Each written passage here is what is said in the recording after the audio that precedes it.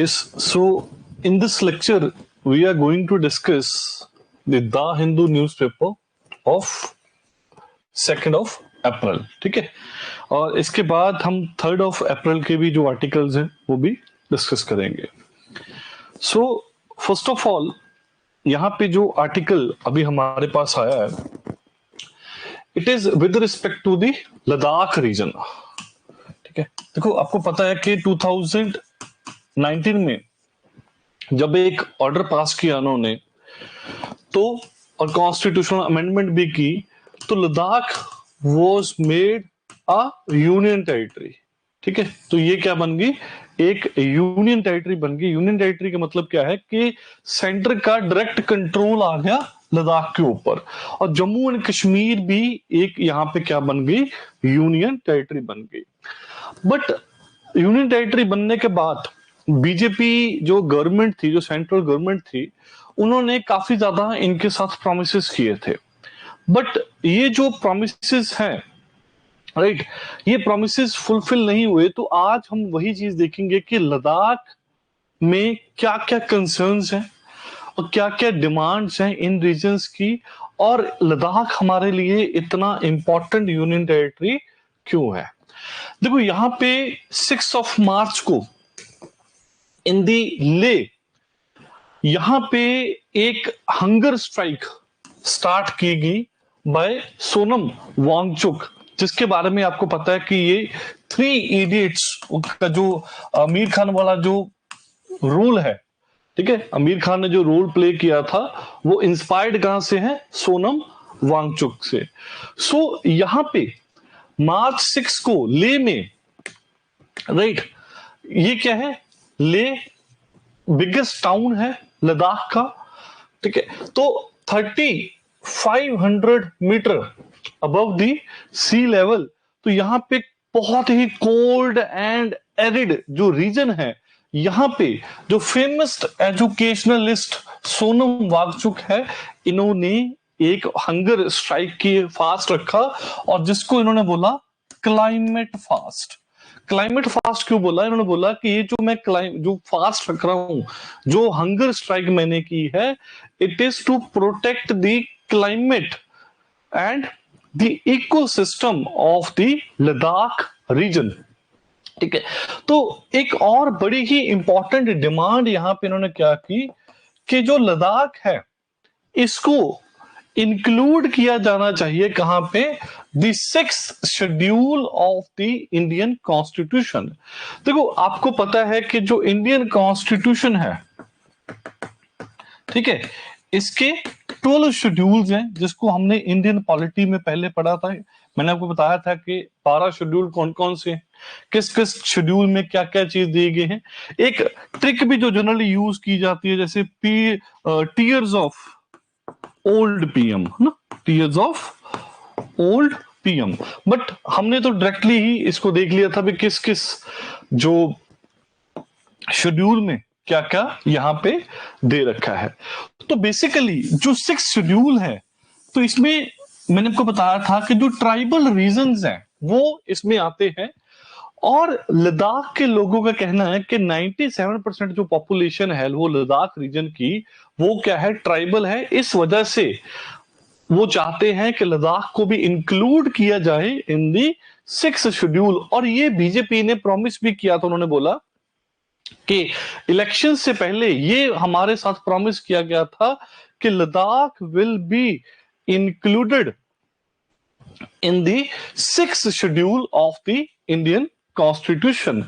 तो इसका बेनिफिट इनको क्या मिलेगा, देखो, जब 6th शेड्यूल में एक बार अगर ये ऐड हो गया, तो वहां पे इनके पास जो डिसीजन मेकिंग है, जो डिसीजन मेकिंग पावर है, वो बहुत ही ज्यादा इंक्रीज हो जाएगी।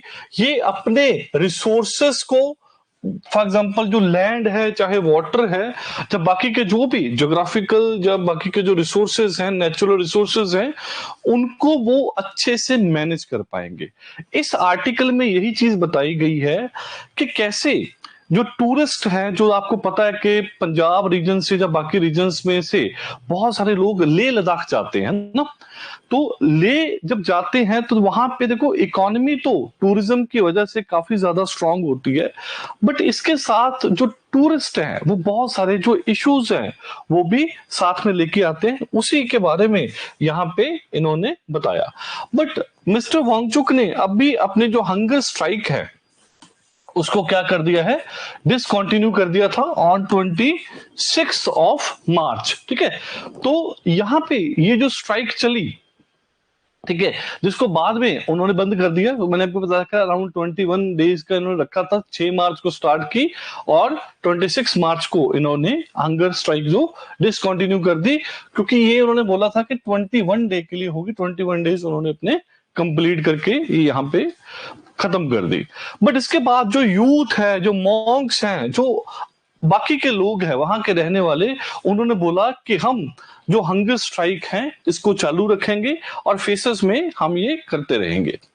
तो हुआ क्या था, अगस्त 2019 की अगर बात करें, 5 अगस्त के दिन आपको पता है कि जो state of Jammu and Kashmir, इसको स्प्लिट किया गया था 2 यूनियन टेरिटरी में, एक थी जम्मू एंड कश्मीर और दूसरी यूनियन टेरिटरी बन गई थी लद्दाख। तो यहाँ पे आर्टिकल 370 के बारे में आपको पता है और आर्टिकल जो 35A है उसके बारे में जब आपको पता है कि उससे जो एक्सक्लूसिव राइट्स थे, एक्सक्लूसिव राइट्स मतलब कि सिर्फ ये जो राइट्स थे with respect to land and job वो वहीं के लोगों के लिए था, बट इसको जब रिमूव कर दिया गया आर्टिकल 370 में, जब उसकी एब्रोगेशन की गई, कंप्लीट एब्रोगेशन नहीं थी वो, ठीक है, कुछ कुछ चेंजेस किए गए थे उसमें, तो इसी वजह से जब लद्दाख एक नई यूनियन टेरिटरी बना विदाउट द लेजिस्लेचर, देखो जम्मू कश्मीर विद लेजिस्लेचर एक यूनियन टेरिटरी बना और लद्दाख क्या बना, विदाउट द स्टेट लेजिस्लेचर वो एक यूनियन टेरिटरी बना, या यूटी की लेजिस्लेचर के बिना। तो इसी वजह से यहां पे कौन है, यहां पे लेफ्टिनेंट गवर्नर का रूल होता है। तो कोई यूनियन टेरिटरीज में डिफरेंट जो एडमिनिस्ट्रेटर्स होते हैं, राइट। सबसे इंपॉर्टेंट क्या है, लेफ्टिनेंट गवर्नर, जैसे पौडुचेरी हो गया, ठीक है, और चंडीगढ़ में जैसे एडमिनिस्ट्रेटर है, वैसे ही यहां पे लद्दाख में लेफ्टिनेंट गवर्नर हो गया। बट दिल्ली जो कि यूनियन टेरिटरी ही है, बट यहां पे क्या है, इलेक्टेड गवर्नमेंट है, ठीक है, इलेक्टेड गवर्नमेंट यहां पे है। बट इन्होंने यहां पे क्या बोला कि ठीक है, इसको यूनियन टेरिटरी तो बना दिया गया, बट जो लेफ्टिनेंट गवर्नर आपने यहां पे लगाया है, पहली चीज तो वो क्या है, लद्दाख का रेजिडेंट ही नहीं है, उसको लद्दाख के बारे में इतना ज्यादा नहीं पता, ठीक है, जितना वहां के लोगों को पता है। तो ये एक पॉइंट उठाया गया काफी लोगों के द्वारा, कुछ ऑर्गेनाइजेशंस के द्वारा, कि बाहर का बंदा आके यहाँ पे रूल कर रहा है। अगर इसकी ज्योग्राफी को देखें, ठीक है, तो ये लद्दाख रीजन आ गया ये वाला, ठीक है, ये यहां से, ठीक है, ये लद्दाख रीजन है, ये लाइन ऑफ एक्चुअल कंट्रोल है जो सेपरेट करती है from the China and the India. But यहां पे आपको पता है कि वैसे जो एक्चुअल रीजन होना चाहिए वो ये होना चाहिए, ये है चाइना, जो व्हाइट व्हाइट पोर्शन है ये सारा चाइना है, बट ये जो पार्ट है ना, ये है अक्साइचिन वाला रीजन, ठीक है, अक्साइचिन हमारा ही रीजन है, बट इसको ऑक्यूपाई किया गया है बाय चाइना। तो अभी भी इसको लेके बहुत डिस्प्यूट रहता है। जैसे अभी आपको पता है कि कच्छथीवू को लेके बहुत बड़ा एक इशू देखा है श्रीलंका और इंडिया में। कच्छथीवू होपफुली आज ही मैं डिस्कस करूंगा भी, वो कहाँ का रीजन है, क्या क्या डिस्प्यूट है, कैसे कच्छथीवू श्रीलंका के पास चला गया, इसके बारे में भी डिस्कस करेंगे। तो ये जो एक्साइचिन वाला रीजन है ये ऑक्यूपाई किया गया है बाय दी चाइना 1960s में। तो यहाँ पे जो कंट्रोल था वो किसके पास रह गया, चाइना के पास, ठीक है। एंग्लो चाइना जो वॉर हुई 1962 में, तो बहुत सारा जो एरिया था हमारा वो किसके पास चला गया, चाइना के पास चला गया। ये एक एरिया है जो यहाँ पे ये एरिया पहले किसके पास था? पाकिस्तान के पास था। और इस रीजन को हम क्या बोलते हैं? गिलगिट बल्टिस्तान वाला जो रीजन है इसको हम पीओके बोलते हैं, पाकिस्तान ऑक्युपाइड कश्मीर। तो और ये है वो एक्साइटिंग रीजन क्या है जो ऑक्युपाइड रीजन है बाय दी चाइना। तो अभी भी आपको पता है चाइना को लेके बहुत डिस्प्यूट चल रहा है, क्योंकि रिसेंटली 30 प्लेसेस थे जो अरुणाचल प्रदेश में, जिसको ये सदर्न तिब्बत का पार्ट मानते हैं और उसका एक अलग इन्होंने नाम रखा हुआ है, ठीक है, अरुणाचल प्रदेश का जो स्टेट का। तो यहां पे चाइना ने 30 प्लेसेस को रीनेम किया है। और यहां से असम के जो चीफ मिनिस्टर हैं उन्होंने बोला कि हम भी ऐसे करना चाहिए, हमें साउथ तिब्बत के 60 प्लेसेस, अगर उन्होंने 30 का किया है हम 60 प्लेसेस को रीनेम कर देते हैं, टिट फॉर टैट सिचुएशन एक यहाँ पे क्रिएट कर देंगे। बट हमने क्लियर कट, हमारे जो एक्सटर्नल अफेयर मिनिस्टर्स हैं एस जयशंकर और बाकी के जो स्पोक्स पर्सन हैं मिनिस्ट्री ऑफ एक्सटर्नल अफेयर्स के, उन्होंने क्लियर कट बोला है कि अरुणाचल प्रदेश हमारा है, पहले भी था, अभी भी है और फ्यूचर में भी ये यहाँ पे रहेगा हमारे पास। तो ये यहाँ पे है सियाचिन ग्लेशियर, ठीक है। तो ये जो रीजन है यहाँ पे, इसको भी चाइना के पास है, बट ये किसने दिया था? पाकिस्तान ने दिया था। ये है पाकिस्तान ऑक्युपाइड कश्मीर। तो ये यहां से जैसे इंडस रिवर है, ठीक है, ये ऐसे जारी है सारी इंडस जो रिवर है, ठीक है, इसके बारे में भी आपने ज्योग्राफी में पढ़ा था। तो ये ज्योग्राफिकल रीजन है लद्दाख का, ये वाला, ठीक है। अगर हम दोबारा से इसको आइडेंटिफाई करें तो ये जो रीजन है लाइन ऑफ एक्चुअल कंट्रोल वाला, ये वाला, ठीक है। तो ये सारा जो रीजन है, ठीक है, ये है हमारा लद्दाख का रीजन, ठीक है। और सबसे इंपॉर्टेंट जो टाउन है यहाँ पे वो है लेह है। इसके बाद यहां पे अगर हम देखें कि इशू क्या है, देखो इशू है with respect to the autonomy, कि जो लद्दाख के लोग हैं वो चाहते हैं जो कंट्रोल है इस रीजन का वो हमारे पास आए। तो पहले तो ये क्या था, जम्मू एंड कश्मीर का पार्ट था। जब जम्मू एंड कश्मीर का पार्ट था और आर्टिकल 370 और 35A की वजह से यहाँ के जो लोग थे उनके पास काफी ज्यादा सिक्योरिटी थी with respect to land and other things. और यहाँ पे Ladakh autonomous hill development council भी बनी हुई थी, Ladakh autonomous hill development council. तो इसका मतलब क्या था? ऑटोनॉमस मतलब ऑटोनॉमी है, इंडिपेंडेंस है। और यहाँ पे बहुत सारे, अगर कुछ भी कोई डेवलपमेंट का कोई प्रोजेक्ट भी लेके आना है, कुछ भी करना था, तो यहाँ पे इनका एक बहुत बड़ा से था। बट जैसे ही लद्दाख एक यूनियन टेरिटरी बना तो जो डायरेक्ट कंट्रोल है वो किसके पास चला गया? सेंट्रल गवर्नमेंट के पास चला गया। तो इसी वजह से जो यहाँ पे कुछ ना कुछ कंफ्लिक्ट है जो आ गया between the Ladakh people and the government. तो एक ड्राफ्ट पॉलिसी भी इन्होंने बनाई, Ladakh industrial land allotment policy, ठीक है। देखो जब ये पॉलिसी, ये ड्राफ्ट पॉलिसी ये 2023 की जो है, यहाँ पे जो लद्दाख का लैंड है उसकी अलॉटमेंट की बात की तो उन्होंने बोला कि लद्दाख का बहुत सारा जो रीजन है वो इंडस्ट्री के लिए यूज किया जाएगा। बट यहाँ पे ये था कि इनको परमिशन लेने की जरूरत नहीं है। इस पॉलिसी में इन्होंने बोला कि जो परमिशन है Ladakh autonomous hill development council से परमिशन लेने की जरूरत नहीं है। दूसरी साइड पे इशू क्या है कि बहुत सारा रीजन है जो लद्दाख का, ठीक है, वो चाइना के हिस्से में चला गया, ठीक है। और जिसकी वजह से जो ग्रेजिंग लैंड है वो काफी ज्यादा कम हो गया, क्योंकि इनकी मेन जो ऑक्यूपेशन है, one of the main occupation is the herding of the animals. तो यहाँ पे भी इनको काफी ज्यादा इशू हो रहा है। तो इसी वजह से उन्होंने बोला कि जब लद्दाख रीजन 6th शेड्यूल में ऐड हो जाएगा तो बहुत सारी जो अथॉरिटी इनके पास यहाँ पे आ जाएगी कि चाहे कोई भी प्रोजेक्ट फिर स्टार्ट करना होगा तो परमिशन लेनी, जो लोकल काउंसिल्स हैं उनसे परमिशन लेनी पड़ेगी।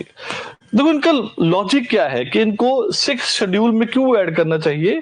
तो इन्होंने बोला कि एज पर 2011 सेंसस के जो पॉपुलेशन थी वो कितनी थी? अराउंड 2.2 2.75 लाख, 2.74 है, ठीक है, मैं अप्रोक्सीमेटली इसको 2.25 लाख लिख रहा हूं।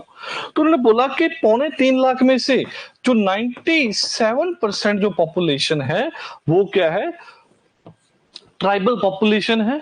National commission for scheduled tribe ने रेकमेंड किया है 2019 में दैट के लद्दाख को ब्रॉट करना चाहिए इन दी 6th शेड्यूल।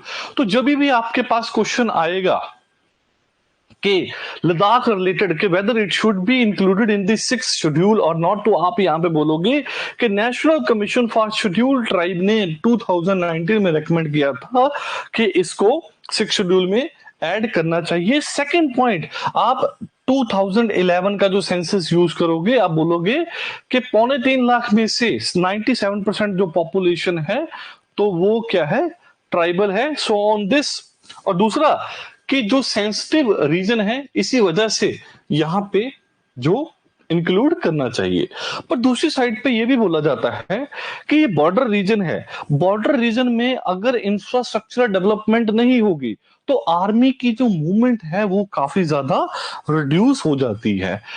तो बट यहाँ पे इशू क्या है, क्लाइमेट को लेके बहुत बड़ा इशू है कि जो ये लद्दाख रीजन है ये बहुत ही सेंसिटिव रीजन माना जाता है इसको, और इसी वजह से उन्होंने बोला कि इसको 6th शेड्यूल में ऐड करके ही हमें कुछ ना कुछ बेनिफिट हो सकता है। देखो इन्होंने और क्या क्या चीजें मांगी, देखो इन्होंने बोला, देखो ये ऑर्गेनाइजेशंस है, LAB KDA वहां की ऑर्गेनाइजेशंस हैं।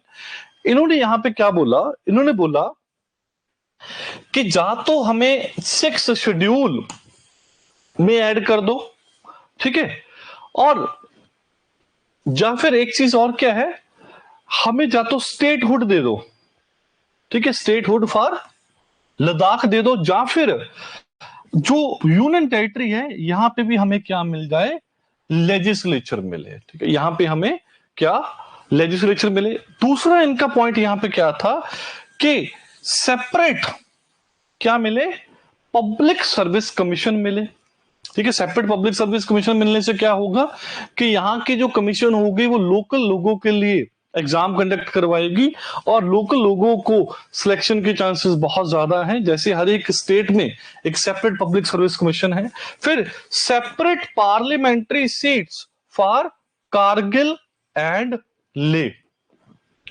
दूसरा ने बोला कि 2 सीट पार्लियामेंट्री जो सीट्स है, लोकसभा की जो सीट्स हैं वो कहां पे हमें मिलने चाहिए, एक है कारगिल में और एक है ले में। बट सेंटर ने ये डिमांड्स हैं इनको अभी एक्सेप्ट नहीं किया है। देखो पार्लियामेंट्री सीट मिलने से क्या बेनिफिट आपको पता ही है कि जब भी इलेक्शंस आते हैं तो इस रीजन को खुश करने के लिए बहुत सारी जो फंड्स हैं, जो बहुत सारी फैसिलिटीज हैं वो गवर्नमेंट के द्वारा दी जाती है, क्योंकि उनको पता है कि इनकी इंपॉर्टेंस यहाँ पे कितनी ज्यादा है।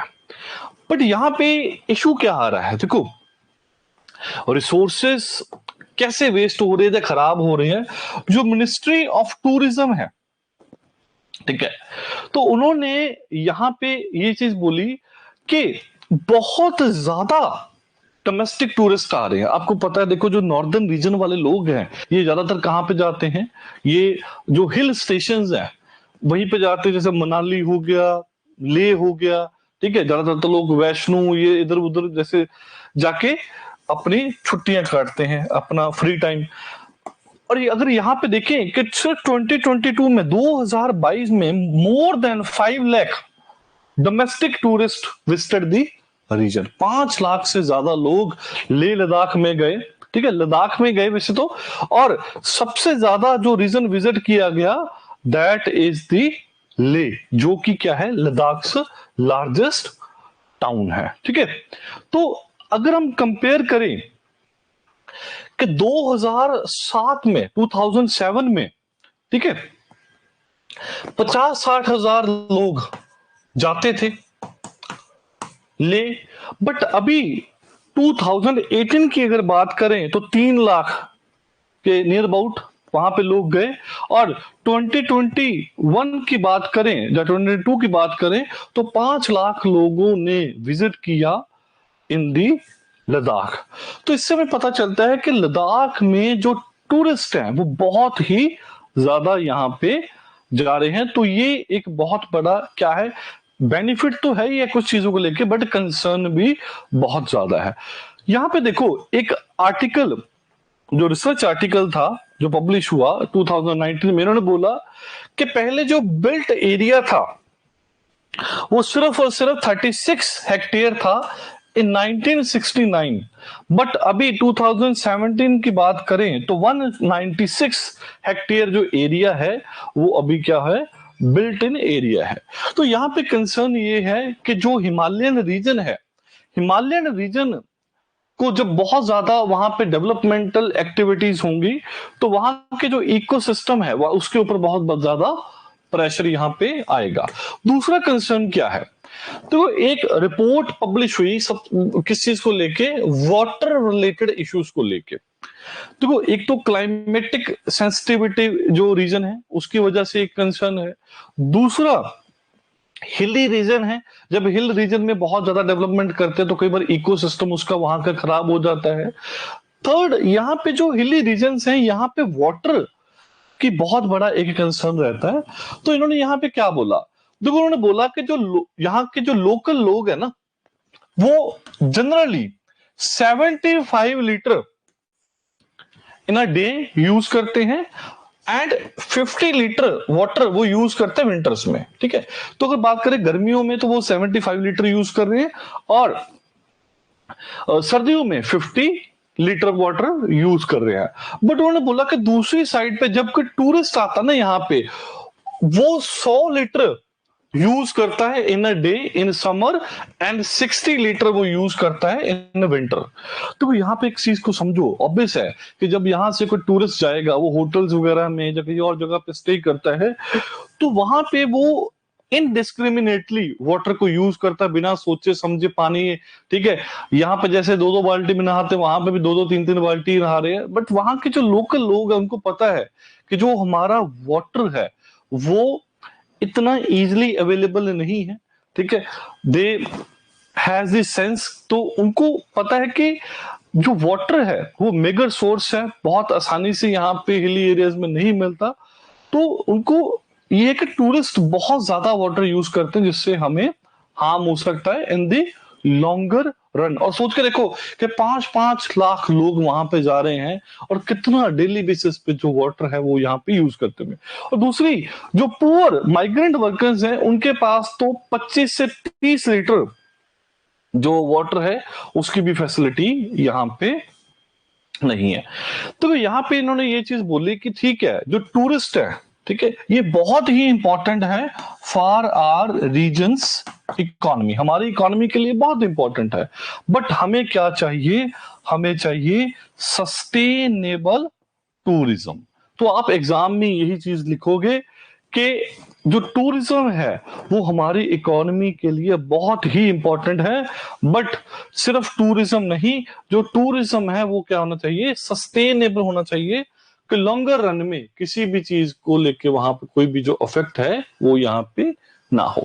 तो दूसरा यहाँ पे रीजन क्या है, जो इशू क्या है, क्लाइमेटिक इशू क्या है कि यहाँ पे glacial lake outburst flood, GLOF जिसको बोलते हैं, वो बहुत ज्यादा बढ़ गई, उनकी फ्रीक्वेंसी बहुत ज्यादा बढ़ गई है।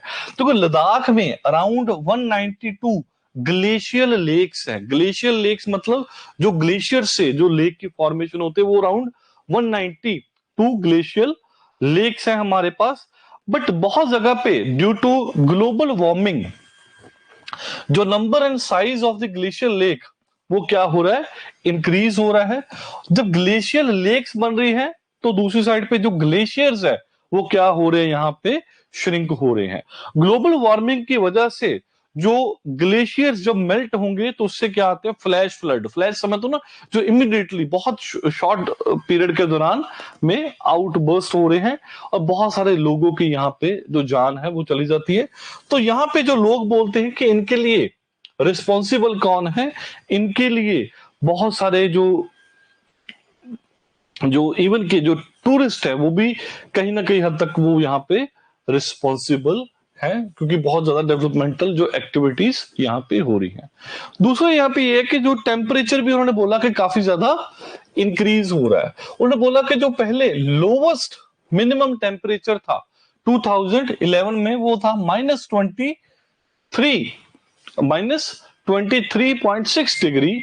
बट बाद में अगर हम देखें कि वो जो लोएस्ट टेम्परेचर था वो 23 से अभी कितना आ गया है, 16.8 डिग्री। मतलब जो अभी टेम्परेचर बहुत ज्यादा रिड्यूस वहां पे नहीं हो रहा। वो बोल रहे हैं कि ये जो क्लाइमेट चेंज है उसका ही हमें जो इम्पैक्ट यहाँ पे देखने को मिल रहा है। ठीक है। और दूसरा उन्होंने बोला कि ग्लोबल वार्मिंग के साथ एक बड़ा ही इंपॉर्टेंट इशू क्या आ रहा है कि जब टूरिस्ट बहुत ज्यादा आते हैं, बहुत ज्यादा टूरिस्ट आते हैं, तो व्हीकल ट्रैफिक भी बहुत ज्यादा आता है। आपको पता है कि हमारे लोग वहां पे थार, रूबिकॉन ऐसे व्हीकल्स लेके जाते हैं, तो इससे ब्लैक कार्बन बहुत ज्यादा इंक्रीज जो जो प्रोड्यूस होता है वो सेटल हो जाता है ऑन स्नो एंड आइस, और इसकी वजह से जो मेल्टिंग है वो और भी ज्यादा इंक्रीज हो जाती है। ठीक है।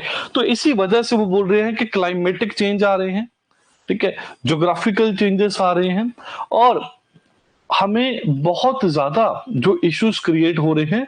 तो इसी वजह से उन्होंने बोला कि जो लद्दाख है इसको सेव करना पड़ेगा।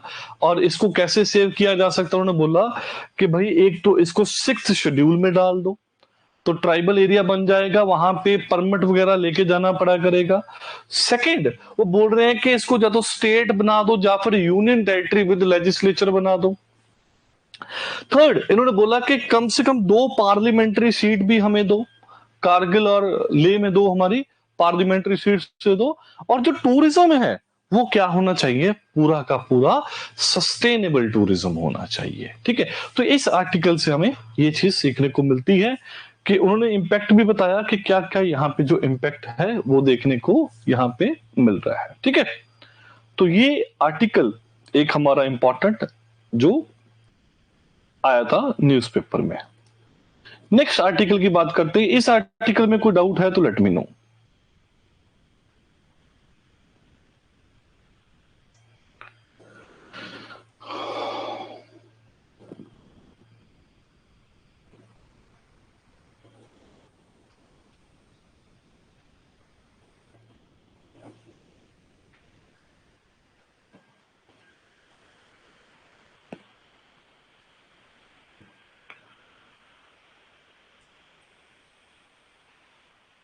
ठीक है, यहां तक कोई डाउट है तो let me know. Okay, fine. Next जो आर्टिकल है it is with respect to prevention of money laundering act. यहां पे ना मनी लॉन्ड्रिंग एक्ट को क्रिटिसाइज किया गया है बहुत सारी चीजों को लेके। तो यहाँ पे जो राइटर हैं, जो ऑथर है, वो क्या लिख रहे हैं कि भाई जिस पर्पस के लिए prevention of money laundering act बनाया गया था उससे हम डाइग्रेस हो चुके हैं, मतलब उससे हम बहुत दूर जा चुके हैं। जो मेन पर्पस था वो कुछ और था, बट इसको बहुत जगह पे इन्वोक किया जा रहा है, यूज किया जा रहा है। जहां पे इसको इन्वोक नहीं भी करना चाहिए था वहां पे भी इसको यूज किया जा रहा है। और उन्होंने बोला ये ड्रैकोनियन एक लॉ है, ड्रैकोनियन एक्ट है, जिसका बहुत ही हार्मफुल इफेक्ट्स हैं। और कई बार क्या होता है कि ऐसे लोग भी इसमें फंस जाते हैं जो इनोसेंट होते हैं और सालों की सालों यहां से बाहर वो निकल नहीं पाते। ठीक है।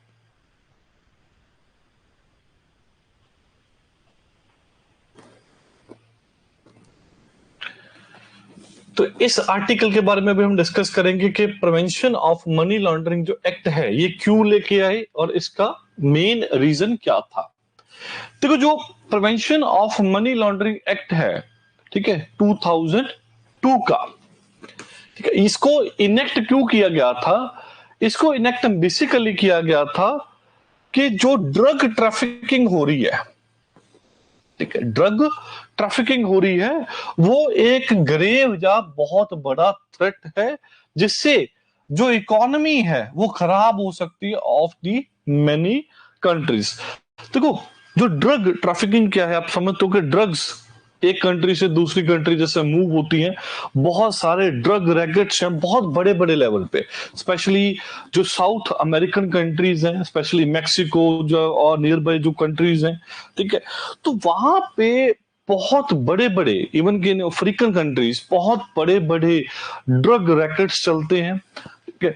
और ये जो पैसा यहां से उनको बहुत सारे जैसे आर्म्स खरीदने के लिए या इलीगल एक्टिविटीज करने के लिए, ब्लैक मनी को व्हाइट में कन्वर्ट करने के लिए, तो ऐसी चीजें करने के लिए यूज किया जाता है, जिससे जो इकोनॉमी है वो पूरी की पूरा थ्रेटन यहां पे हो सकती है, ठीक है। तो इसी वजह से यहां पे जो डिफरेंट डिफरेंट कंट्रीज हैं, उन्होंने बोला कि इसका कोई ना कोई जो सोल्यूशन यहां पे हमें करना चाहिए। तो इसी वजह से यूनाइटेड नेशंस ने एक स्टेप लिया। तो जो यूनाइटेड नेशंस हैं उन्होंने इसका सीरियस नोट लेते हुए 1988 में, अभी मैं आपको बैकग्राउंड बता रहा हूं कि ये एक्ट हम क्यों लेके आए। United Nations convention against illicit traffic in narcotic drugs and psychotropic substances. देखो बहुत सारे ऐसे सब्सटेंसेस हैं जिनके साइकोट्रोपिक मतलब माइंड के ऊपर बहुत ज्यादा इफेक्ट्स होते हैं। आपको पता है कोई बंदा गांजा पीता है, कुछ और पीता है, ठीक है, हीरोइन वगैरह। तो एक कन्वेंशन की गई, United nation convention against illicit traffic in narcotic drugs and psychotropic substances. और यहां पे इन्होंने, यूनाइटेड नेशन ने सारी कंट्रीज को इनकरेज किया कि हमें ये जो मनी लॉन्ड्रिंग है जो किसकी वजह से हो रही है, ड्रग क्राइम्स की वजह से हो रही है, जो अदर कनेक्टेड एक्टिविटीज हैं, इनको रोकना पड़ेगा, प्रिवेंट करना पड़ेगा, ठीक है। तो 7 जो major industrial nations, for example USA, France, ठीक है, ब्रिटेन, तो इन्होंने क्या किया, पेरिस में एक समिट की जुलाई 1989। इस कन्वेंशन के बाद एक कन्वेंशन बाद एक समिट की, एक सॉर्ट ऑफ मीटिंग की, तो यहां पे इन्होंने एस्टेब्लिशमेंट की फाइनेंशियल एक्शन टास्क फोर्स, ठीक है, FATF। इनके बारे में आपने पहले भी काफी बार सुना होगा। तो ये बहुत सारी कंट्रीज के ऊपर रिस्ट्रिक्शंस लगाती हैं, प्रोहिबिशंस लगाती हैं। फॉर एग्जांपल पाकिस्तान के ऊपर भी बहुत सारी रिस्ट्रिक्शंस लगाई हैं। पहले उसको ग्रे एरिया में रखा, कई बार ब्लैक एरिया में रखते हैं, फिर ग्रे एरिया में रखते हैं, फिर कई बार उसको बाहर भी निकाल देते हैं। उसका इफेक्ट क्या होता है कि बहुत सारी जो फंडिंग है और कंट्री से, जो ऑर्गेनाइजेशन से, वो फंडिंग कई बार रुक जाती है, जहां उसके ऊपर बहुत ज्यादा रिस्ट्रिक्शंस लग जाती हैं। So financial action task force की फॉर्मेशन की गई, और इसका मेन काम क्या है कि मनी लॉन्ड्रिंग को रोकना और मेजर्स रेकमेंड करना कि जिससे जो मनी लॉन्ड्रिंग है वो यहां पे ना हो पाए। इस समिट के बाद 1990 में यूनाइटेड नेशन जनरल असेंबली ने एक रेजोल्यूशन पास किया, political declaration and global programme of action. Political declaration and global programme of the action. तो यहां पे इन्होंने बोला कि भाई आप जो कंट्रीज हैं वो एक स्पेसिफिक लेजिस्लेशन पास करो to prevent the money laundering. तो इसी वजह से इस जो रेजोल्यूशन की वजह से पॉलिटिकल डिक्लेरेशन, देखो कि पॉलिटिकल लेवल पे हमें वो बोले कि बहुत कुछ करना पड़ेगा, तो political declaration and global programme of action, ये गाइडलाइंस प्रोवाइड की कंट्रीज को जो यूनाइटेड नेशन जनरल असेंबली का पार्ट, उनको बोला कि मनी लॉन्ड्रिंग को रोकने के लिए आप अपनी कंट्री में स्पेसिफिक लेजिस्लेशन लेके आओ, ठीक है। तो इसी वजह से जो गवर्नमेंट ऑफ इंडिया है, इन्होंने भी क्या किया, इन्होंने यूनाइटेड नेशन जनरल असेंबली का जो रेजोल्यूशन था, ठीक है, तो गवर्नमेंट ऑफ इंडिया ने यूज किया जो रिकमेंडेशन है फाइनेंशियल एक्शन टास्क फोर्स से, और फाइनली इन्होंने ड्रग मनी लॉन्ड्रिंग को प्रोहिबिट करने के लिए जो वर्कआउट था वो स्टार्ट यहां पे कर दिया। ठीक है, तो अभी दूसरा पॉइंट यहां पे क्या है, तो जो ड्रग ट्रैफिकिंग है वो ट्रांस बॉर्डर इशू है। ठीक है, एक बॉर्डर से दूसरे बॉर्डर में सारा कुछ ये कन्वर्ट हो रहा है। तो यूनाइटेड नेशंस का एक स्पेशल सेशन हुआ जून 10 1998 को, और इसका थीम क्या था, countering world drug problem together, countering world drug problem together. और इन्होंने फिर से बोला कि हमें मनी लॉन्ड्रिंग को भाई यहां पे रोकना पड़ेगा। तो फाइनली 2002 में इंडियन पार्लियामेंट ने prevention of money laundering act PMLA, जिसको शॉर्ट फॉर्म में हम क्या बोलते हैं, PMLA, prevention of money laundering act pass किया। बट फोर्स में ये कब आया, इन द ईयर 2005। तो अराउंड 20 इयर्स बैक ये फोर्स में आया।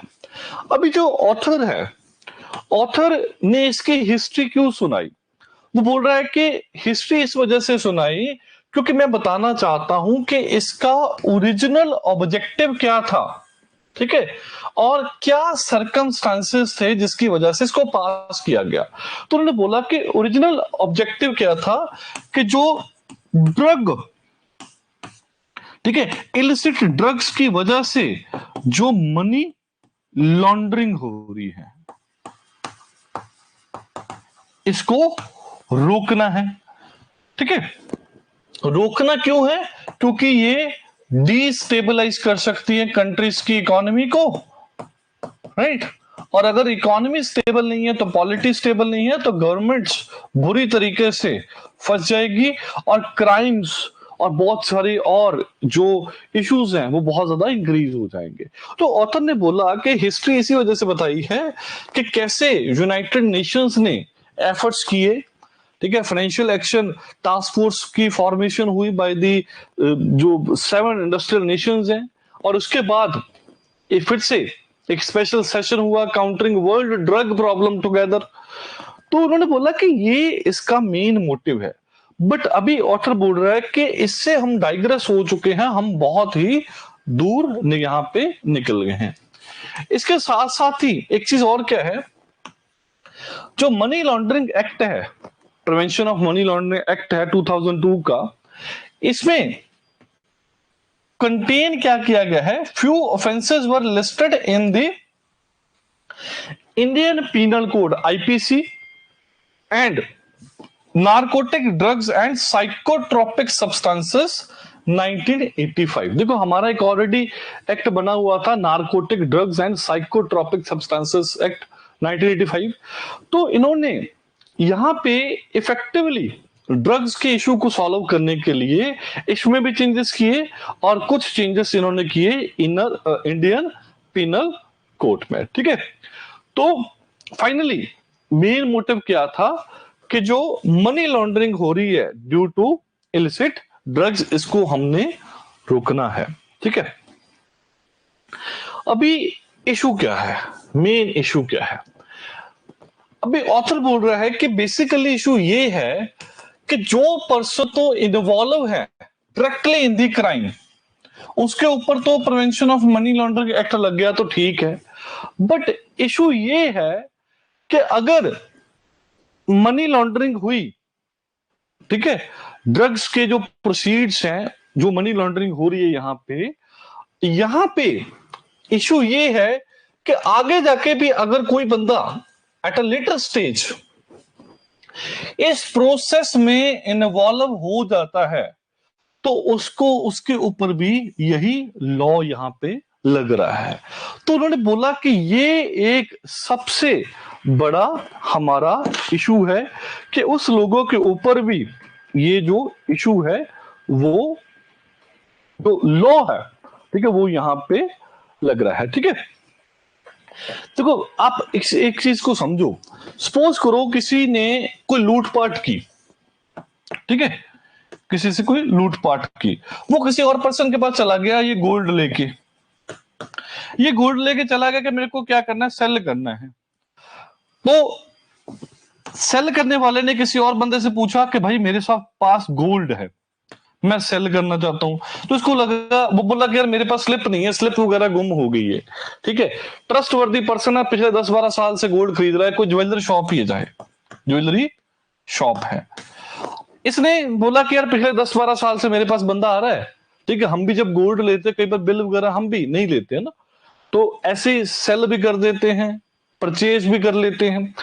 तो इसने वो गोल्ड ले लिया और पैसे दे दिए, इसने पैसे थोड़े से पैसे रख के आगे दे दिए। तो यहां पे इशू क्या हुआ, जब ये पकड़े गए, इनसे पूछा पुलिस ने कि भाई कहां पे बेचा गोल्ड, उसने बोला कि ये बंदा लेके गया जी, हमें नहीं पता कहां पे बेच के आया। इसको पकड़ लिया, इसके ऊपर भी जो सेक्शन इसके ऊपर लगे वो सेक्शन इसके ऊपर लगा दिए, इसको भी पकड़ लिया।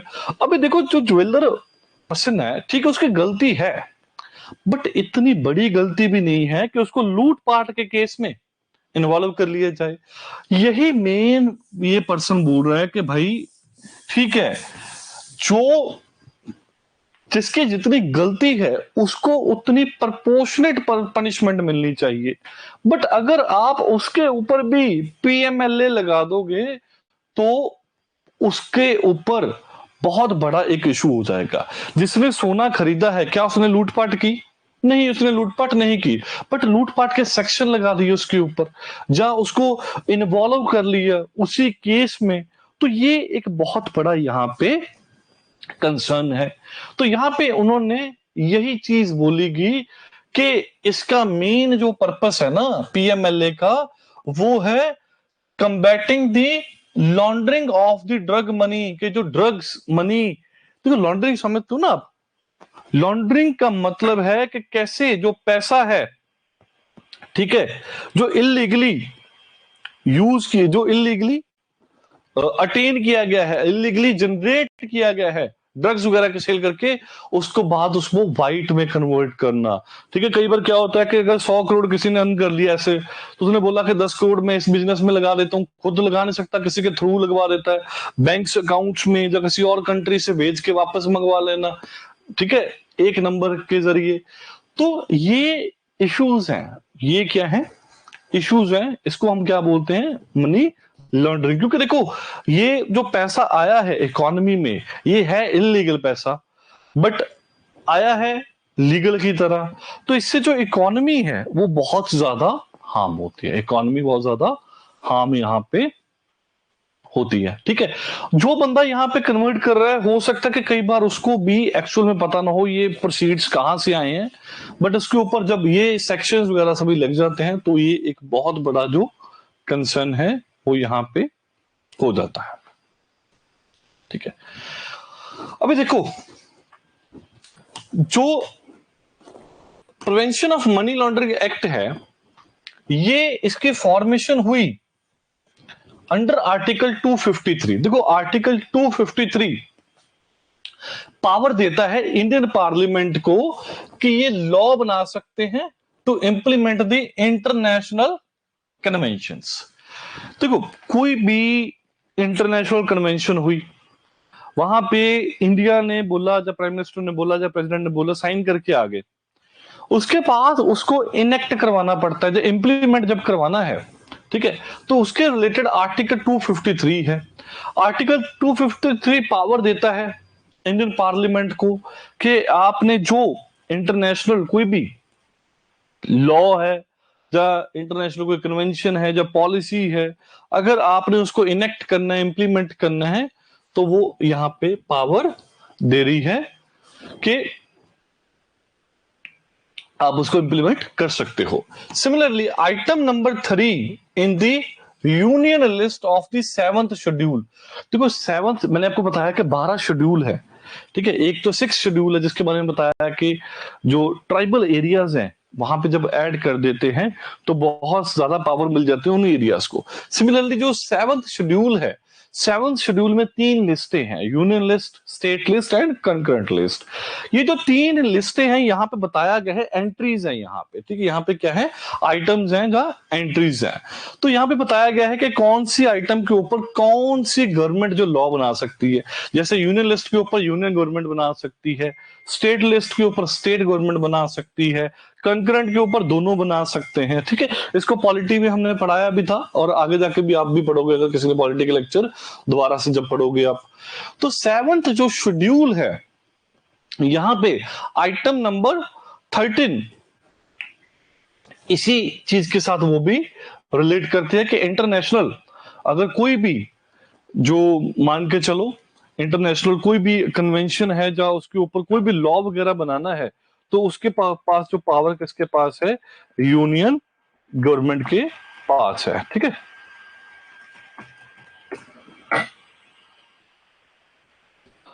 ठीक है, अगर यहां पे मैं बताऊं कि आइटम नंबर 13 क्या कहती है, मैं रीड आउट कर देता हूं आपके लिए।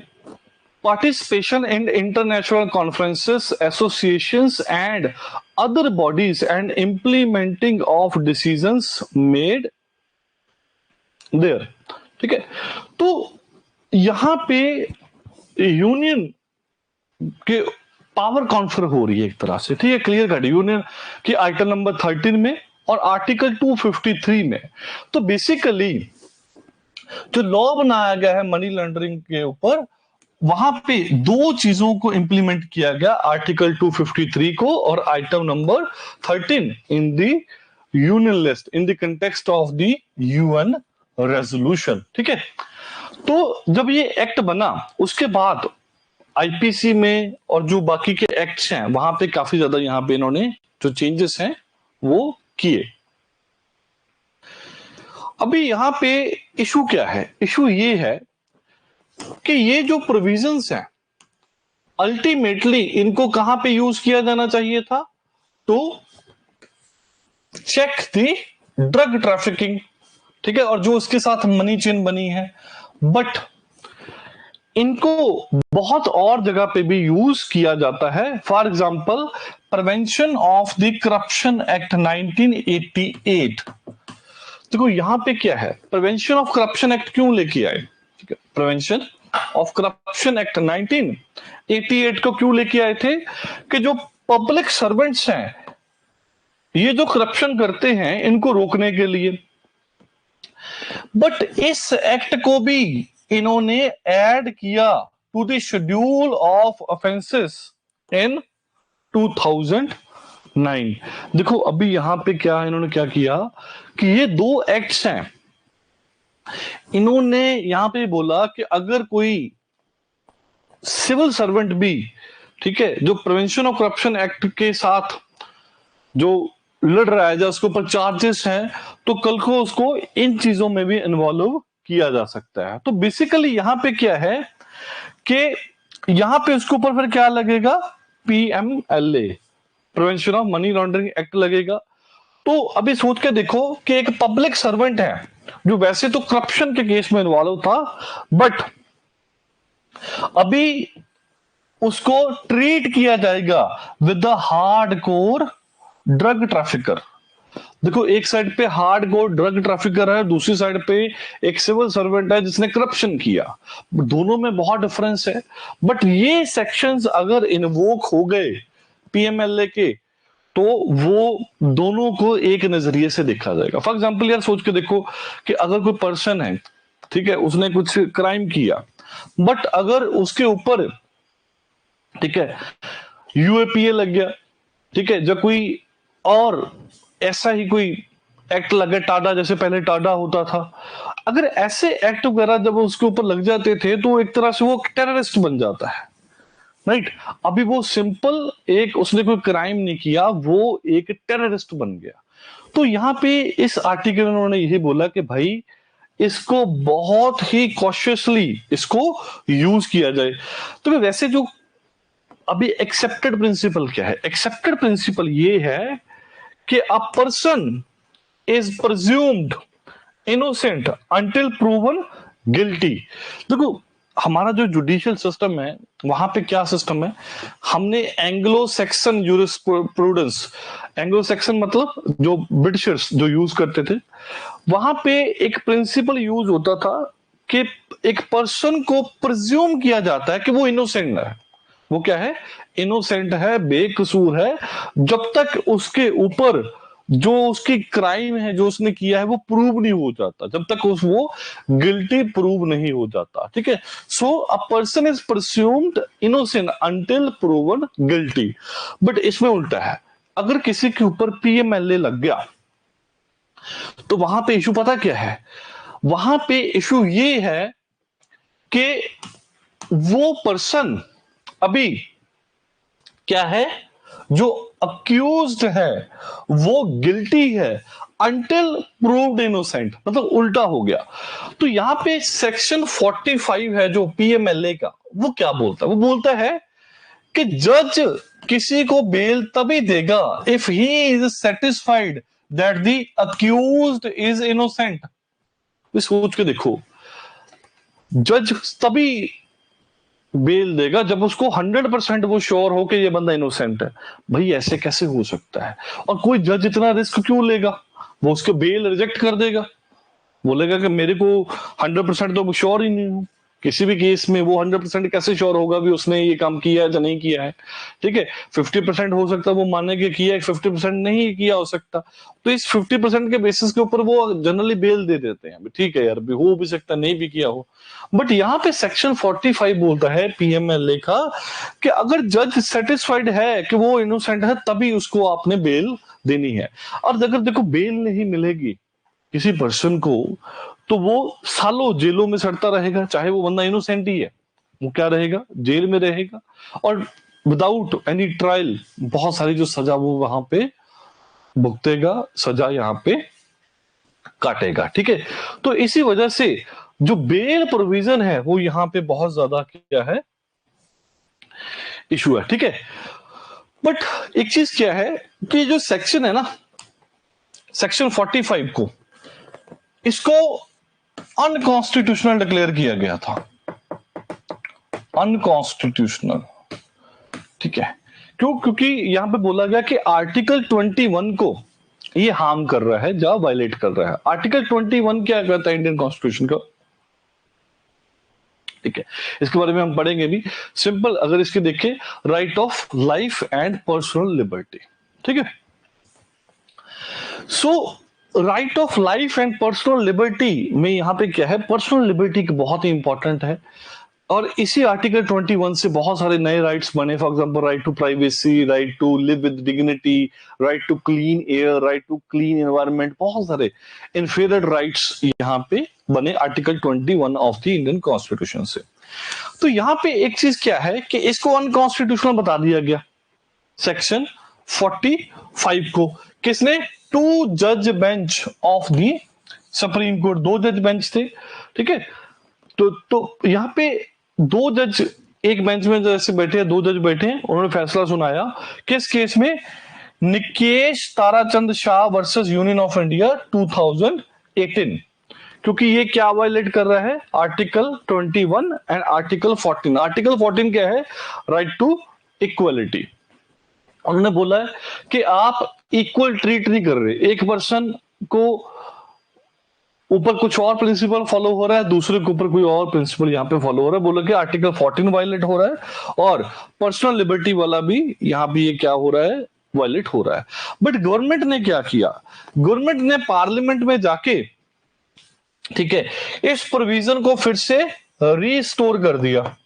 रीस्टोर कैसे किया, कुछ अमेंडमेंट्स कर दी, इसमें कुछ अमेंडमेंट्स कर दी, और जिसको बाद में 3 जज bench headed by justice AM Khanwilkar ने इसको अपहेल्ड कर दिया। तो 3 जज बेंच ने इसको अपहेल्ड कर दिया। देखो पहले 2 जजेस थे, इन्होंने बोला कि अनकॉन्स्टिट्यूशनल है, बट 3 जज बेंच ने इसको बोल दिया कि कॉन्स्टिट्यूशनल है।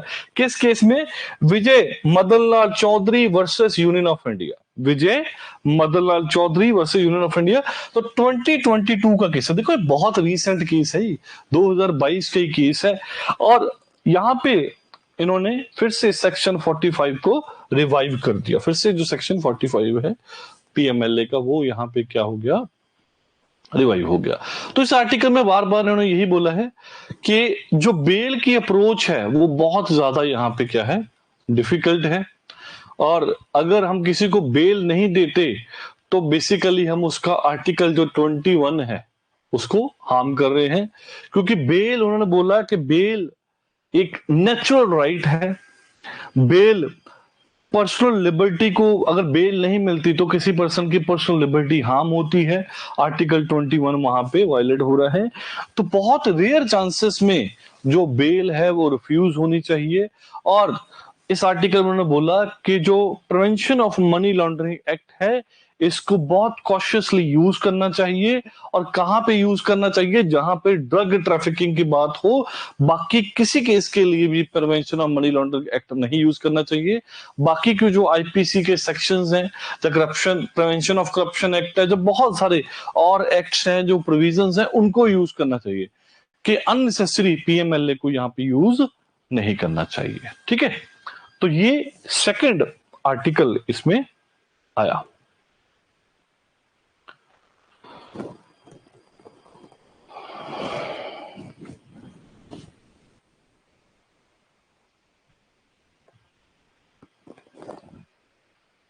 यहां तक समझ में आ गया? यहां तक कोई डाउट?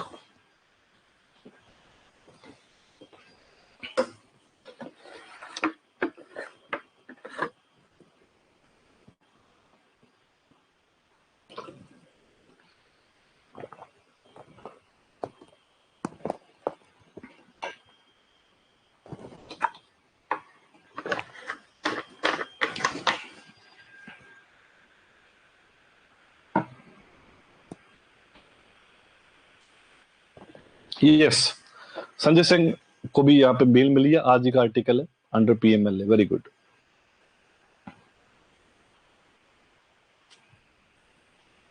ठीक है, इसके बाद जो एक और आर्टिकल आया, उसकी सिग्निफिकेंस है ड्यू टू इट्स डेट। ठीक है, तो डेट क्या है? डेट थी 2 अप्रैल 1954। ठीक है, तो 2 अप्रैल को 2024 को आर्टिकल आया। और रेफरेंस यहां पे ली 2 अप्रैल 1954 को। 1954 को ऐसा क्या हुआ?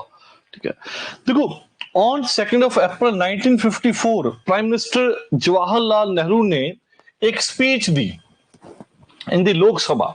ठीक है, और इस स्पीच ने एक ग्लोबल स्टेज खड़ी कर दी। ठीक है, इंडिया को एक ग्लोबल स्टेज पे ले आए with respect to the nuclear disarmament. तो आपको पता है कि 1945 में, ठीक है, जब हिरोशिमा नागासाकी के ऊपर बॉम्ब फेंके गए, न्यूक्लियर वेपन्स का जब यूज हुआ, न्यूक्लियर बॉम्ब्स का, तो उसके बाद एक रेस स्टार्ट हो गई फॉर दी न्यूक्लियर वेपन्स। और ये जो एरा था अंटिल 1990s, ठीक है, इसको क्या बोलते हैं? Cold war. क्योंकि यहां पे डायरेक्टली इंगेज नहीं हो रहे, वर्ल्ड वॉर 2 के बाद डायरेक्टली इंगेज नहीं हो रहे, बट यहां पे इंगेज हो रहे हैं डिफरेंट डिफरेंट वेज से, डिफरेंट डिफरेंट वेपन्स बन रहे हैं। और ये जो कोल्ड वॉर का एरा था, यहां पे बहुत ज्यादा आर्मामेंट की एक जो रेस थी वो यहां पे इंक्रीज होगी। But India being a poor country with very less economic stability, हम इन चीजों को अफोर्ड नहीं कर सकते थे। तो हमारे पास अहिंसा, और अहिंसा एक बहुत ही इंपॉर्टेंट एक एलिमेंट था। ठीक है, आप फॉरेन पॉलिसी में भी आपको सर पढ़ा रहे होंगे इसमें, इसको रिलेटेड। तो यहां पे एक टेस्ट भी हुआ था। ठीक है, प्रीवियस मंथ में एक टेस्ट हुआ, उसका नाम क्या था? Castle Bravo thermo nuclear test. US ने एक टेस्ट किया कैसल ब्रेवो के नाम से। और ये टेस्ट इतना पावरफुल था कि जितने भी अभी तक की मेजरमेंट थी उनको सभी को क्रॉस कर गया। तो एक बहुत ही पावरफुल एक टेस्ट था, न्यूक्लियर टेस्ट था। तो जवाहरलाल नेहरू, हमारे जो प्राइम मिनिस्टर थे, उन्होंने यहां पे बोला कि यार एक एग्रीमेंट, एक स्टैंड स्टिल एग्रीमेंट होना चाहिए on the nuclear testing. Nuclear testing के ऊपर एक क्या होना चाहिए? कुछ कुछ रिस्ट्रिक्शंस होनी चाहिए। तो ये चीज को लेके ये सारा जो आर्टिकल है, इस चीज को लेके यहां पे ये डील कर रहा है। ठीक है, तो यहां पे जब स्पीच दी उन्होंने, तो उन्होंने इंडिया के क्लेम के बारे में बताया। उन्होंने बोला कि इंडिया हमेशा लीडरशिप प्रोवाइड करता है in the case of the non violence. और फाइनली उन्होंने बोला कि क्या होना चाहिए, पार्शियल टेस्ट बैन ट्रीटी, एक बैंड जो टेस्ट वगैरह है जो ये यूज कर रहे हैं न्यूक्लियर वेपन्स को टेस्ट करने के लिए, यहां पे कुछ क्या होनी चाहिए, रिस्ट्रिक्शंस होनी चाहिए, और न्यूक्लियर प्रोलिफरेशन यहां पे नहीं होने चाहिए। ठीक है, प्रोलिफरेशन मतलब समझते हो कि एक जगह से जब दूसरी जगह से वो मूव हो रहा है। ठीक है, तो इनका अल्टीमेटली काम क्या था, पहले ये प्रिपेयर करते थे, बनाते थे, और उसके बाद न्यूक्लियर वेपन्स की सेल परचेज वो यहां पे करते थे। तो स्टैंड स्टिल जो एग्रीमेंट था, इसमें हमने क्या चीज रेकमेंड की, ठीक है, हमने रेकमेंड किया कि यूनाइटेड नेशंस को एक यहां पे एक इंपॉर्टेंट जो स्टेप लेना पड़ेगा against the backdrop of the cold war. ठीक है, अदरवाइज इतना ज्यादा एक थर्ड वर्ल्ड वॉर, उन्होंने बोला कि जो थर्ड वर्ल्ड वॉर है उसके चांसेस बहुत ज्यादा है। तो एक कमीशन है यूनाइटेड नेशन डिसआर्मामेंट कमीशन, इसके बारे में पढ़ना आज। ठीक है, यूनाइटेड नेशंस डिसआर्मामेंट कमीशन। तो इसमें 4 एलिमेंट्स थे प्रपोजल में, 4 एलिमेंट थे। ठीक है, जो स्टैंड स्टिल एग्रीमेंट है, जिसको प्रपोज पहले किसने किया था, जवाहरलाल नेहरू ने। तो यहां पे इसमें एलिमेंट क्या क्या थे, पहले तो इमीडिएट मोराटोरियम, कि सबसे पहले तो जो डेवलपमेंट हो रही है न्यूक्लियर वेपन्स की, ठीक है, उसके ऊपर जो टेस्टिंग वगैरह हो रही है उसके ऊपर एक तरह से इमीडिएट बैन लगे कि अभी कोई टेस्टिंग वगैरह कुछ नहीं होगा। सेकंड, लॉन्ग टर्म गोल, ये तो था इमीडिएट गोल। लॉन्ग टर्म गोल में क्या है, जो प्रोहिबिट करो production and stock piling of the nuclear weapons, कि जो लोग, जो countries specially US and Russia, main यही थी कि ये स्टॉक पाइलिंग कर रहे हैं, प्रोडक्शन बहुत ज्यादा कर रहे हैं। ठीक है, न्यूक्लियर वेपन्स की, उन्होंने बोला कि भाई इतने न्यूक्लियर वेपन्स क्यों बना रहे हो, ठीक है, इसको बंद करो। फिर पब्लिक प्रेशर बनाओ on the nuclear states by calling for greater disclosure on डिस्ट्रक्टिवनेस and effect of these weapons. उन्होंने बोला कि भाई जो न्यूक्लियर स्टेट्स हैं, न्यूक्लियर स्टेट्स मतलब जिनके पास न्यूक्लियर वेपन्स हैं, यहां पे बोला कि पब्लिक प्रेशर बनाओ, कि पब्लिक उनकी पूछे कि भाई आप हमारी कंट्री में, हमें तो पता होना चाहिए ना, बाकी को भी पता होना चाहिए कि भाई आपके पास कौन से वेपन्स हैं और उनका डिस्ट्रक्टिवनेस, मतलब कितना ज्यादा डिस्ट्रॉय कर सकते हैं किसी जगह को। ठीक है, क्या डिस्ट्रक्टिवनेस कर सकते हैं और क्या इसका इफेक्ट है।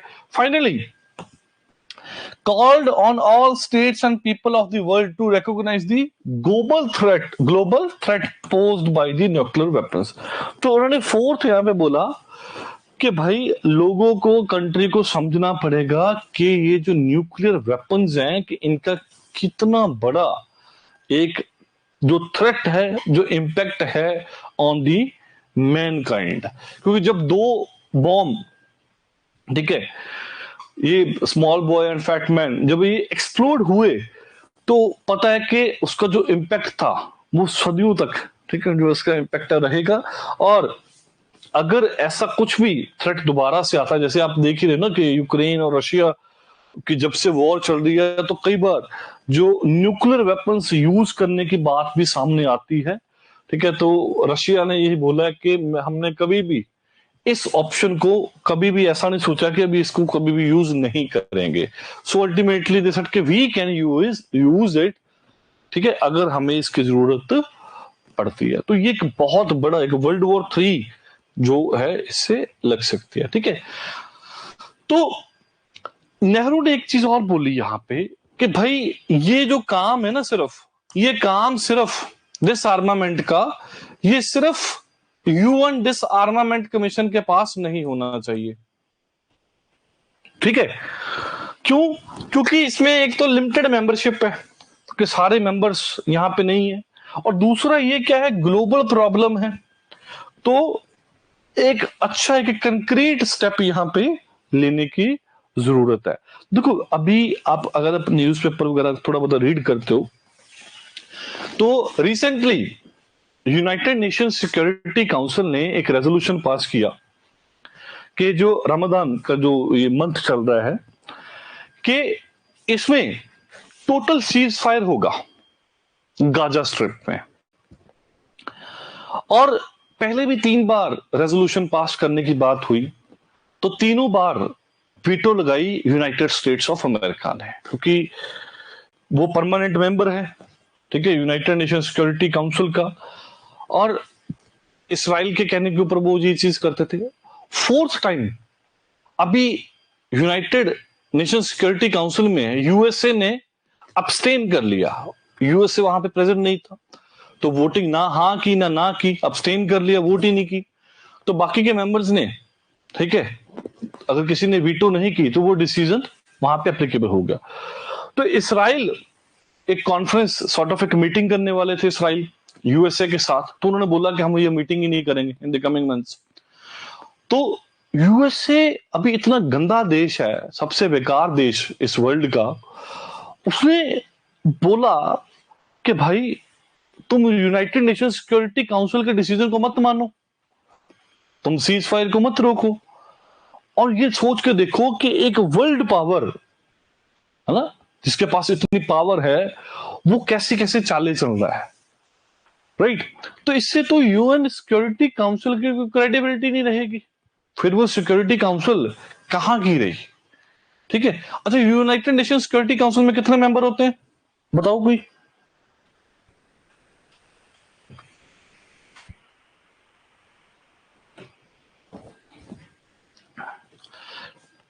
ठीक है, तो यहां पे मेन कंसर्न क्या था, नेहरू ने बोला कि भाई ये डिसआर्मामेंट, यूनाइटेड नेशन डिसआर्मामेंट कमीशन के बस की बात नहीं है, इसके लिए इफेक्टिव जो स्टेप्स हैं वो हमें लेने पड़ेंगे, specially with respect to nuclear test and जो भी यहाँ पे रेडिएशन के जो इंपैक्ट्स हैं वो यहाँ पे हो रहे हैं।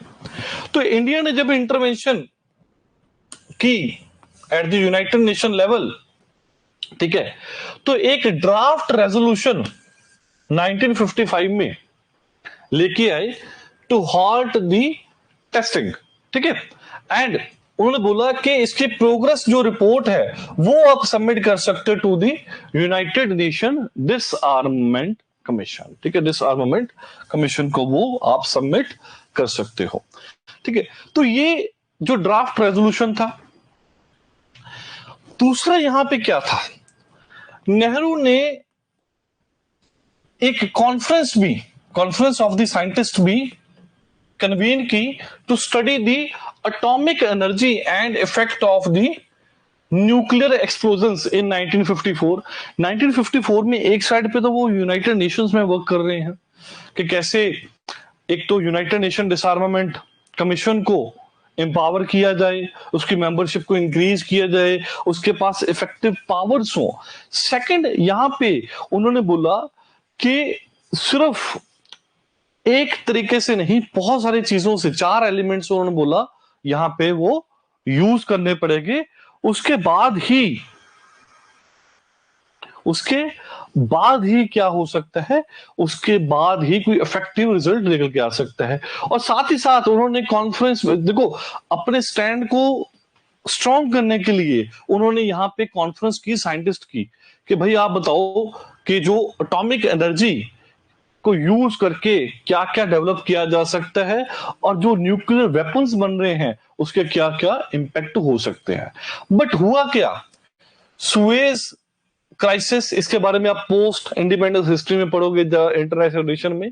और जो हंगेरियन रेवोल्यूशन हुआ, ठीक है, 1956 में, तो जो मीटिंग थी, ठीक है, जो वैसे तो दिल्ली में प्लान की जा रही थी, ये कहां पे हुई, पगवॉश, ठीक है। पगवॉश रीजन है नोवा स्कोशिया का, नोवा स्कोशिया जो कनाडा की प्रोविंस है, नोवा स्कोशिया, वहां पे पगवॉश में एक यहां पे मीटिंग हुई, ठीक है।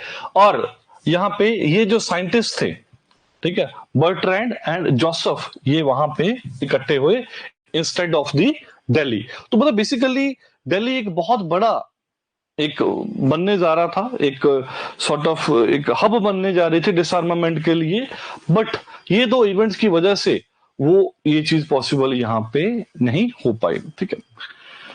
अभी ये क्या बोल रहे हैं, अभी ये बोल रहे हैं कि ये बहुत ही इजी है कि 70 इयर्स के बाद देखना कि जो न्यूक्लियर नॉन प्रोलिफरेशन ट्रीटी है, ठीक है, एट द 18 नेशन डिसआर्मामेंट कमीशन, देखिए अभी डिसआर्मामेंट कमीशन में वो बोले कि 18 नेशंस हैं, और दूसरा क्या है, कंप्रीहेंसिव टेस्ट बैंड ट्रीटी।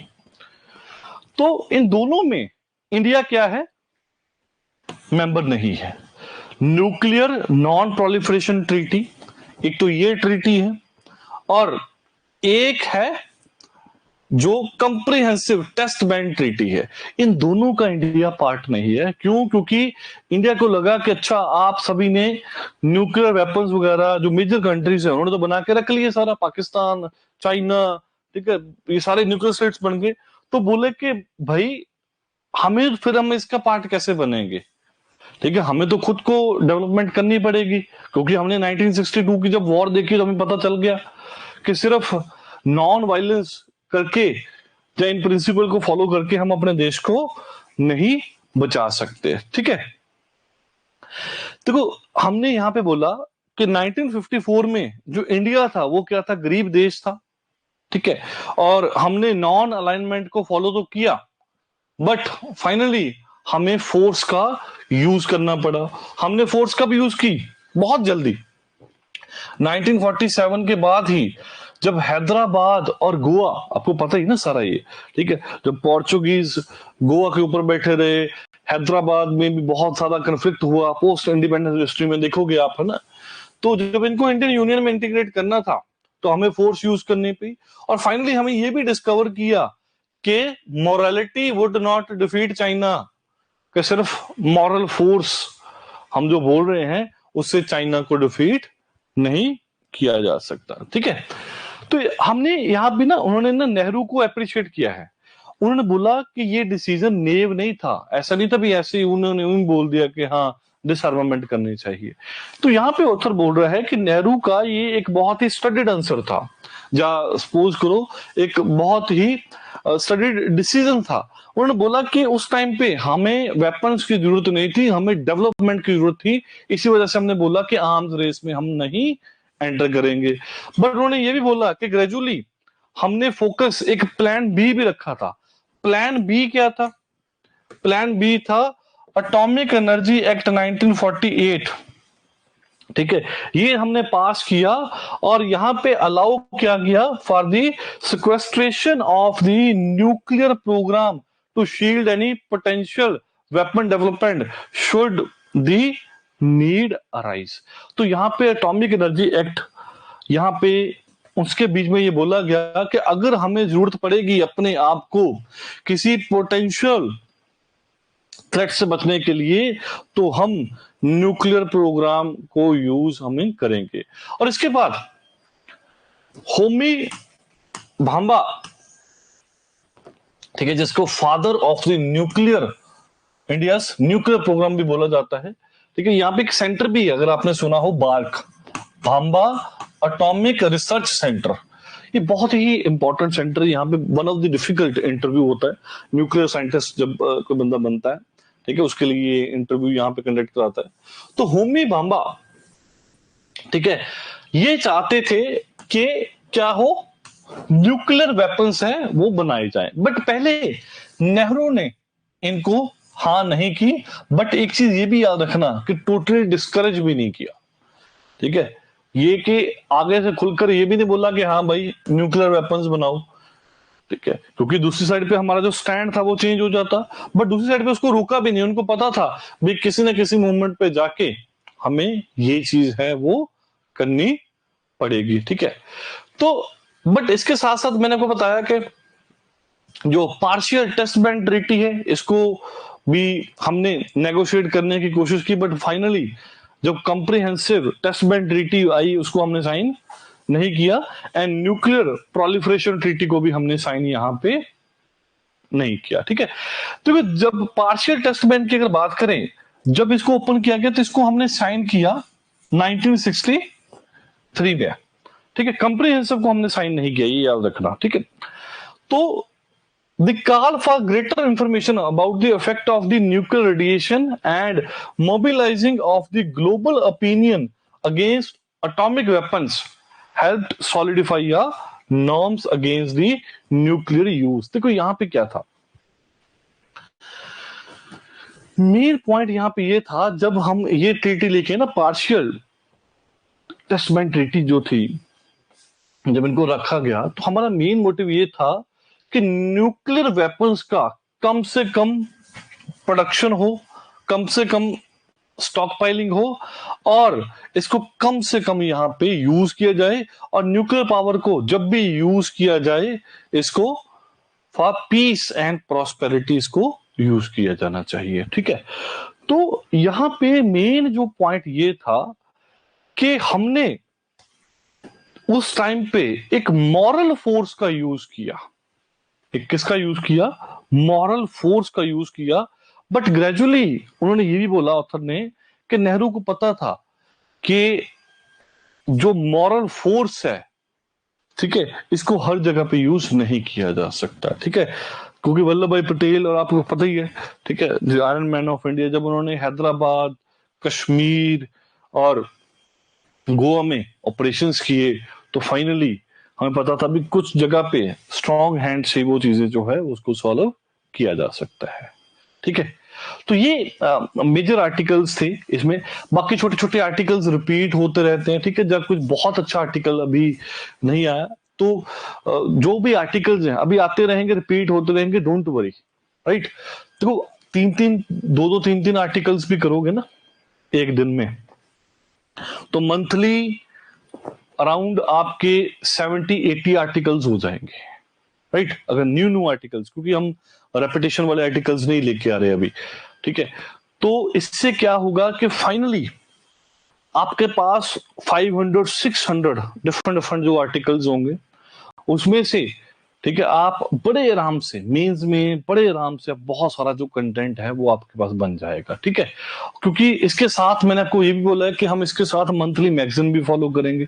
वहां पे भी अराउंड 50-60-100 जो आर्टिकल्स हमारे पास वहां पे भी देखने को मिल सकते हैं। तो यहाँ पे मेन फोकस है स्पेशली मेन्स ओरिएंटेड। ठीक है, प्री ओरिएंटेड भी आर्टिकल्स भी हम देखेंगे, बट मेन फोकस हमारा यहाँ पे मेंस ओरिएंटेड जो स्टफ है, इसमें से मेंस ओरिएंटेड में भी बहुत सारे प्रीलिम्स ओरिएंटेड क्वेश्चंस हमारे पास निकलेंगे। ठीक है, तो ये मेजर जो आर्टिकल्स थे।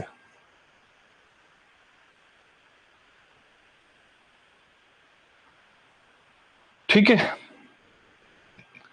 और 3 अप्रैल और 4 अप्रैल का फिर मैं कल करूंगा। ठीक है, उसको कंबाइन करने का, रेदर देन 2 एंड 3। ठीक है, 2 अप्रैल का आज हो गया, कल को 3 अप्रैल और 4 अप्रैल को कर लेंगे। ठीक है, फाइन।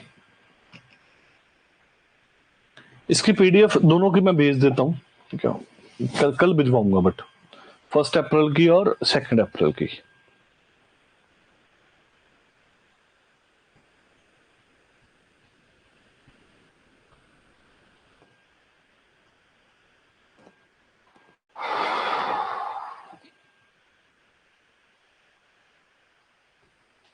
ठीक है, तो इसमें बेसिकली हमने 3 आर्टिकल जो देखे, एक तो prevention of money laundering act, और एक लद्दाख के साथ रिलेटेड, और एक ये हमारा जो डिसआर्मामेंट वाला। ठीक है,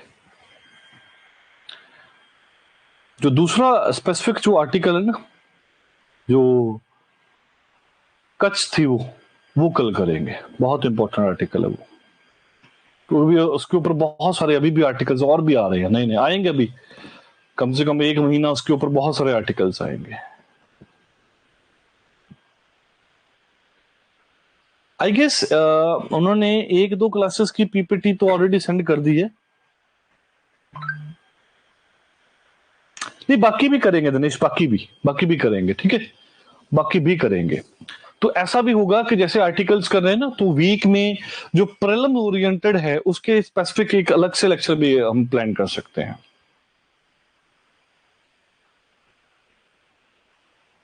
कंपाइल कर लेंगे ना, जैसे थोड़े से आर्टिकल जैसे प्रीलिम्स ओरिएंटेड आते हैं, तो उसको इकट्ठा कर लिया करेंगे। उससे क्या है कि फिर वो इजी हो जाएगा हमारे लिए। कोई बात नहीं, मैं उनको बोल दूंगा।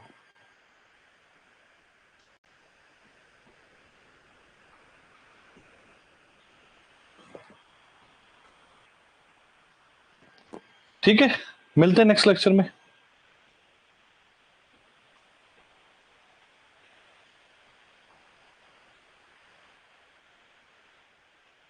Okay okay, thank you so much, thank you.